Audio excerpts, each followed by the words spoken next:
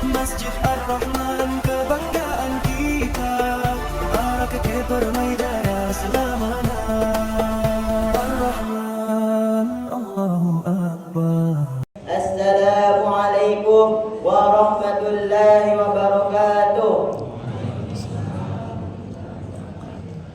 Innal hamdalillah nahmaduhu wa nasta'inuhu wa nastaghfir wa na'udzu billahi min shururi anfusina wa min sayyiati a'malina. May yahdihillahu fala mudilla lahu wa may yudlilhu fala hadiya lahu. Wassalatu wassalam ala asyrafil anbiya'i wal mursalin sayyidina Muhammadin wa ala alihi wa sahbihi ajmain, amma ba'd. Hadirin wal hadirat rahimakumullah.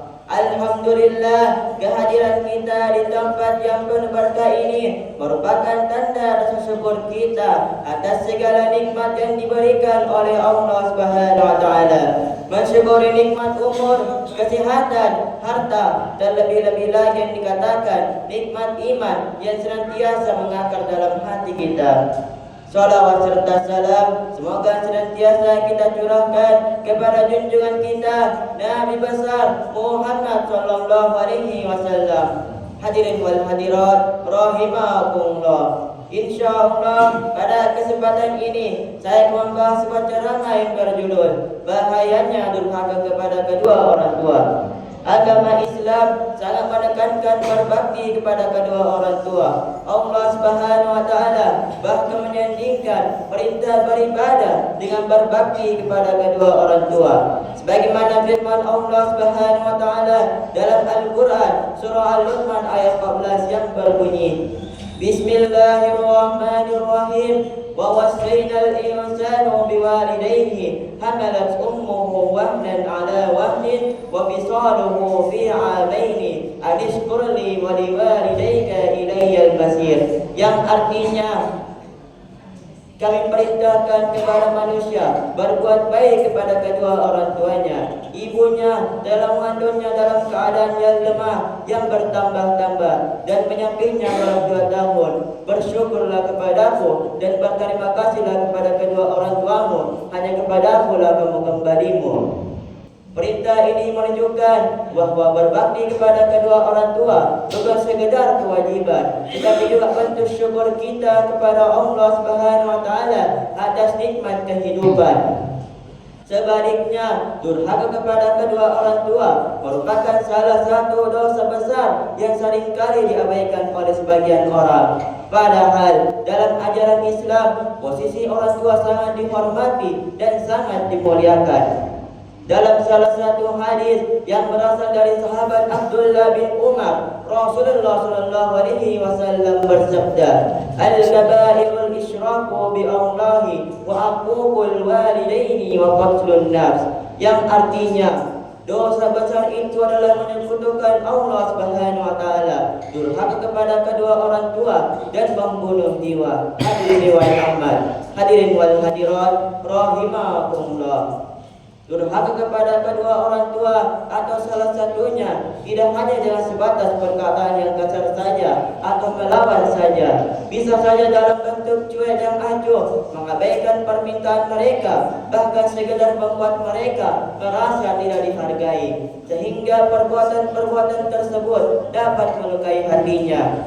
Bahkan lebih berat lagi, durhaka kepada kedua orang tua akan disegerakan balasannya di dunia sebelum kematiannya.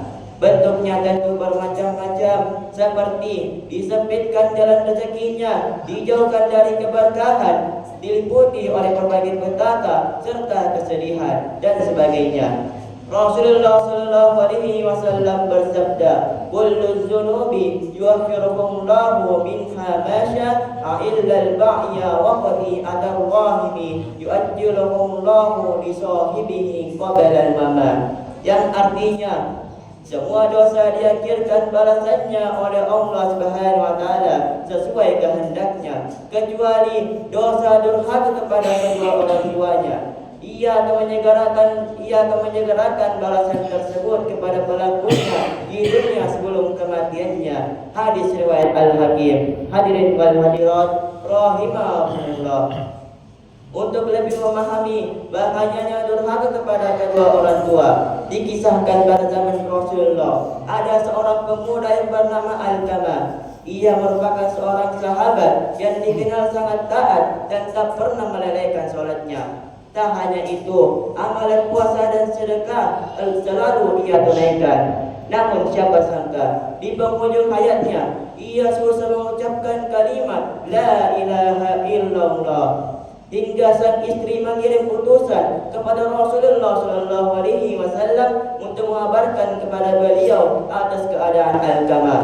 Rasulullah pun mengutus Ammar bin Yasir, Suhaib Ar-Rumi dan Bilal bin Rabah untuk melihat keadaannya. Beliau bersabda, "Pergilah kalian ke rumah Alqamah dan talqilah untuk mengucapkan kalimat La ilaha illallah."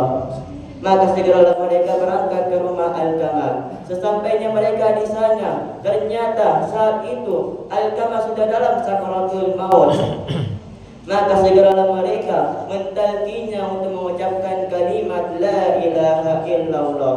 Namun ternyata lisan Alqamah tak bisa mengucapkan kalimat La ilaha illallah. Setelah dilaporkan dan ditelusuri oleh Rasulullah SAW, ternyata Alqamah memiliki seorang ibu yang sangat tua dan hatinya pernah terluka karena sikap anaknya tersebut. Menurut sang ibunda, Alqamah lebih mementingkan istrinya ketimbang ibunya. Hal inilah yang menyebabkan lisan Alqamah keluh tak bisa mengucapkan kalimat La ilaha illallah. Maka segera Rasulullah SAW memintakan ampunan kepada sang ibunda untuk Alqamah. Demi membuka pintu maaf sang ibunda, Rasulullah sempat meminta para sahabat untuk mengumpulkan kayu bakar untuk membakar Alqamah. Mendengar demikian, hati sang ibunda pun luluh. Ia tidak tega melihat jasad anaknya dibakar hidup-hidup di depan matanya. Hingga akhirnya ia rela memaafkan Alqamah daripada melihat jasad anaknya hangus dibakar api. Rasulullah pun menyampaikan kepada sang ibunda, "Duhai ibu, api akhirat jauh lebih pedih ketimbang api dunia." Setelah dimaafkan, Alqamah pun bisa menghembuskan nafas terakhirnya seraya mengucapkan kalimat La ilaha illallah. Seorang Alqamah yang sangat taat kepada Allah Subhanahu wa taala berada di ambal sul khotimah. Bagaimana dengan orang yang durhaka kepada Allah Subhanahu wa taala dan kepada kedua orang tuanya? Bagaimana dengan orang yang suka membangkang dan menyakiti hati orang tuanya? Sungguh ini pelajaran berharga bagi siapapun yang masih memiliki sifat buruk kepada kedua orang tuanya. Sungguh ini pelajaran berharga bagi siapapun yang masih menginginkan kematian husnul khotimah. Hadirin wal hadirat rahimakumullah. Sebagai kesimpulan, berbakti kepada kedua orang tua adalah jalan menuju surga. Sebaliknya, durhaka kepada kedua orang tua adalah jalan menuju kehancuran di dunia dan di akhirat. Oleh karena itu, marilah kita senantiasa memuliakan orang tua kita dengan bersifat lembut, berkata baik, dan tidak menyakiti hati mereka. Dan marilah kita senantiasa mendoakan orang tua kita dengan mengucapkan Rabbighfirli wa liwalidayya warhamhuma kama rabbayani shaghira. Ya Allah, ampunilah dosaku dan dosa kedua orang tuaku. Sayangilah mereka sebagaimana mereka menyayangiku waktu kecil hingga besar. Hadirin wal hadirat rahimakumullah. Demikian ceramah yang sempat saya sampaikan. Semoga dapat bermanfaat bagi kita semua. Saya tutup dengan ucapan suci. Wabillahi taufiq was sa'adah. Wassalamualaikum warahmatullahi wabarakatuh.